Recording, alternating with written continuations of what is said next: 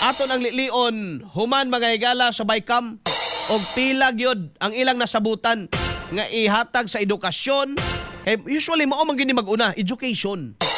No? Education gyud kasagaran mag-una mga higala, and then sundan kana sa infra, defense, no? Muna mga importante nga mga, importante man tanan, pero usually ang makakuhag pondo mga higalang dako, no? Kini mga higalang infra og education.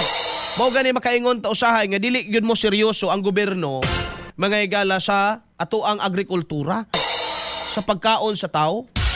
Ngano man, ang Department of Agriculture bay gamay nag-budget. Dili na makakuha mga higala bisan siguro sa top 10, ambot maka-top 10 ba ng Department of Agriculture mga higala. Bullseye! Bullseye! Kay seryoso sila, mga katropa. Murag, daghan naman tagtulay. O ba't mo ingon nga dili punduhan ang uban mga higala nga mga area.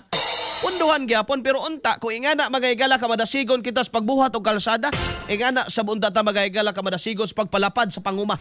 Bullseye! Bullseye!